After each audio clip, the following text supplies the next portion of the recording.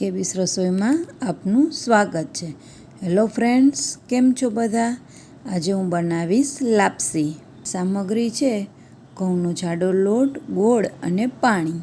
પહેલાં આપણે એક પેન લેશું અને ગેસ ઉપર મૂકી ગેસ ચાલુ કરીશું। તેમાં હું ઘઉંનો જાડો લોટ નાખીશ। ઘઉંનો જાડો લોટ નાખી અને પછી તેને લોટને શેકી લેવાનો। ચમચાથી તેને કન્ટિન્યુ હલાવતા રહેવાનું। યુટ્યુબમાં આ મારો પહેલો વિડીયો છે, તેટલા માટે મેં કીધું કંઈક મીઠાથી શરૂઆત કરીએ, તેટલા માટે મેં લાપસી બનાવી છે। લાપસીને કન્ટિન્યુ ચલાવતા રહેવાનું છે અને તેમાં લાઇટ બ્રાઉન કલર આવે ત્યાં સુધી લોટને શેકવાનો છે। લોટમાં સુગંધ પણ આવશે, શેકાઈ જશે ત્યારે।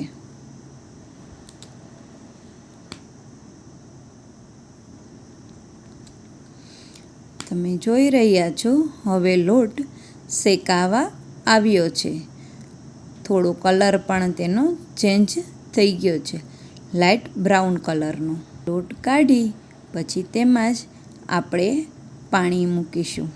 જેટલો લોટ લીધો હોય તેટલું જ પાણી લેવાનું। થોડી છૂટી લાપસી કરવી હોય તો થોડુંક ઓછું પાણી નાખવાનું। અમારે ભેગી લાપસી ખાઈએ છે બધા, એટલે મેં થોડુંક વધારે પાણી નાખ્યું છે। પછી તેમાં હવે હું ગોળ નાખીશ। જેટલો લોટ લીધો હોય તેનો અડધો ગોળ આપણે એડ કરવાનો છે।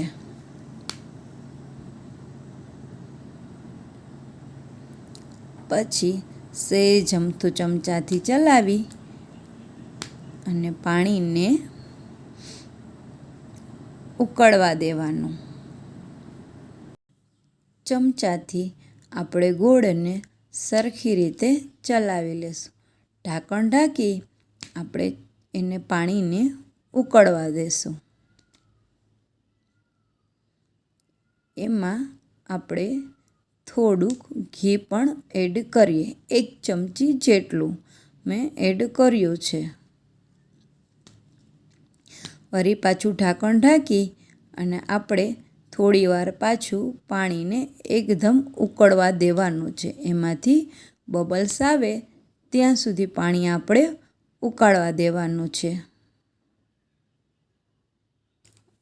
હવે આપણે ચેક કરી લઈશું, પાણી ઉકળી ગયું છે તો પછી હવે આપણે ગેસ સ્લો કરી અને તેમાં ઘઉંનો જાડો લોટ નાખીશું।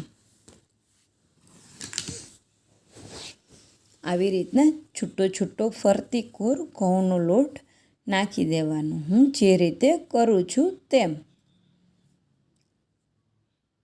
પછી ઢાંકી થોડીવાર 2 થી 3 મિનિટ માટે તેને સ્ટીમ થવા દેવાનું છે। વળી પાછું ખોલી અને આપણે હવે વેલણની મદદથી લાપસીને હલાવી લેશું। આવી રીતના ગોળ ગોળ એક જ દિશામાં આપણે લાપસી હલાવવાની છે। જોઈ શકો છો તમે, હું કેવી રીતે હલાવી રહી છું તે જ રીતે હલાવવાની છે વેલણના મદદથી। વળી પાછું આપણે થોડીક વાર ઢાંકણ ઢાંકી અને લાપસીને વળી પાછી 2 થી 3 મિનિટ માટે સ્ટીમ કરીશું ને પછી વળી પાછી એને ચલાવીશું, વેલણના મદદથી હલાવીશું।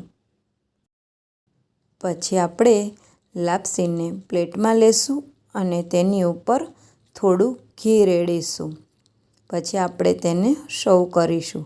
તમને મારી આ રેસીપી કેવી લાગી અને મારો પહેલો વિડીયો છે, તમને બધાને કેવો લાગ્યો જરૂરથી કોમેન્ટ કરીને કહેજો અને મને સબસ્ક્રાઈબ કરવાનું નહીં ભૂલતા। Thank you.